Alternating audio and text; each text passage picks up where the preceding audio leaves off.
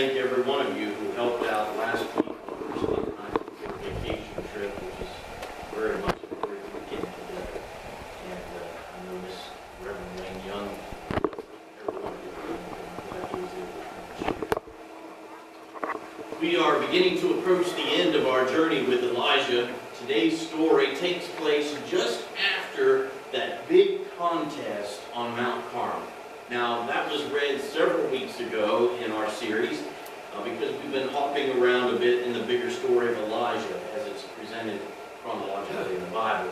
But you might recall what happens on Mount Carmel, right? The God of Israel responded to Elijah's prayer and sent down a fire from heaven to take up everything, even all the water that he had put on the altar. And then after that, Elijah slayed all of the prophets of Baal. That's where we pick up the action today. Jezebel has bluntly told Elijah, "I'll die myself if you aren't dead by this time tomorrow." And thus begins another long flight for Elijah. We remember he did one before, all the way from the east of the Jordan to near Sidon, where he met that widow. And now this flight is going to take him to Mount Horeb, otherwise known as Sinai. First, though, he stops at Beersheba in Judah, which was outside of Ahab or Jezebel's reach. And here he quite likely would have been happy to die had it not been for the angel of God that brought him food and sustenance and water.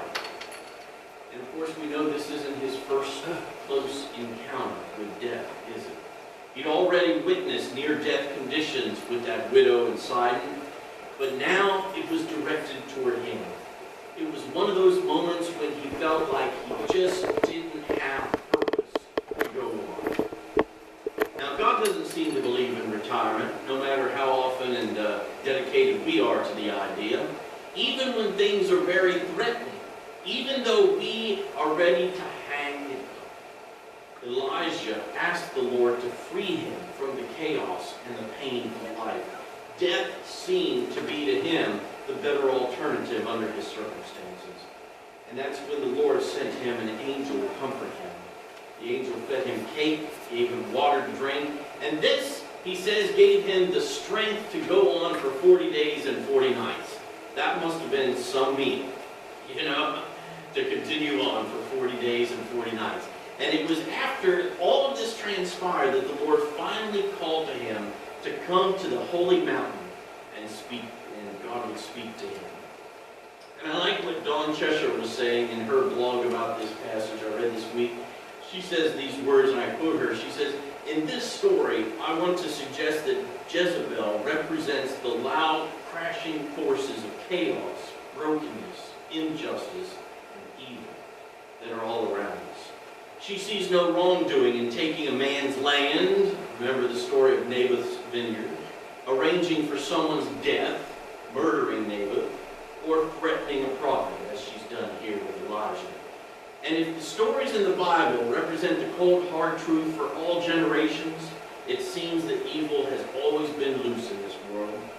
But even in the midst of admitting this cold, hard truth, we can testify that God is never far away. God is never absent. Maybe God doesn't prevent, stop, or interfere with the consequences of human action or inaction, but God remains steadily and actively present in large things and in small things."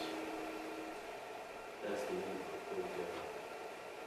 of the today, as we remember the 15th anniversary of September 11th, we also remember that while the families of nearly 3,000 souls suffered grief and loss and still continue to struggle with that all these many years later, death was not and will not be the end of that story. We've seen testimony after testimony of that reality from ground zero that first responders and survivors tell. And I want to share a particular first account witness of this type that I think fits really well in with the story of Elijah. I forgot to get the gentleman's name. I was going to write that down. Pastor Tom, though, is his name. I'll just have to get to the last name later. And Dick, if you'll start that CD now, we'll hear his account in memory of my brother.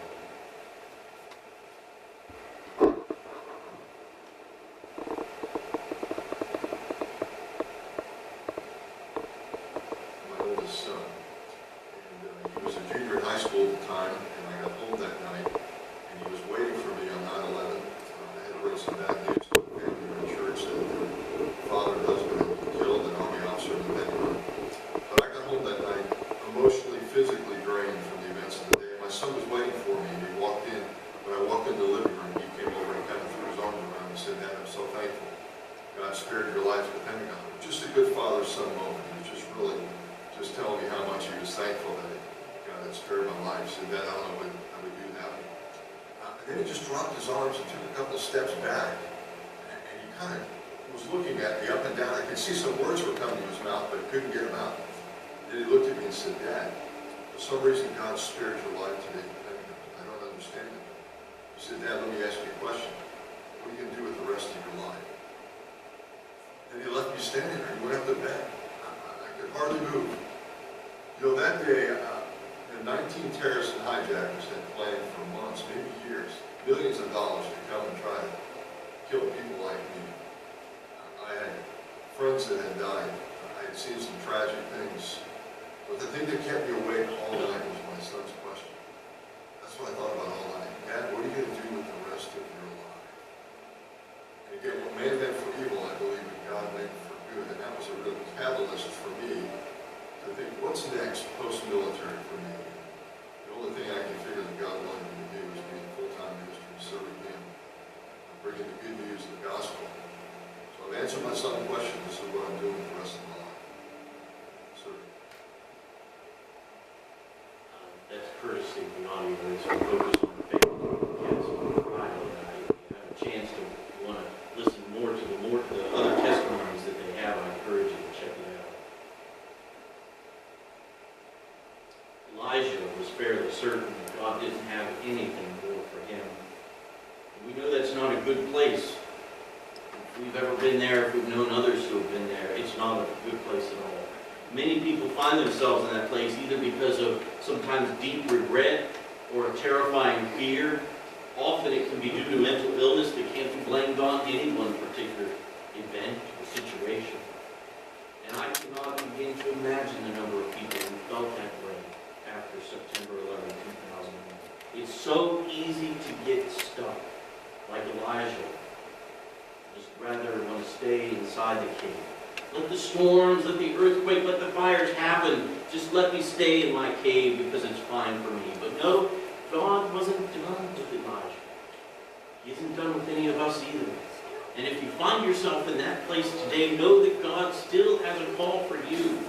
Listen, look, and feel what is inside. And if you have one, go like Elijah did to that place that is a sacred place between you and the Lord. The Lord may also meet you there with a very penetrating question. He also might have a new commission in that moment, like He did for Elijah. Sometimes we do just feel like God is finished, departed. No. God says never.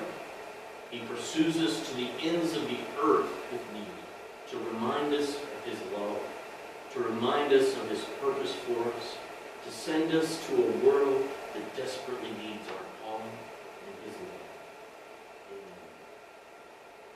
Amen. As we respond to God's Word today, we're going to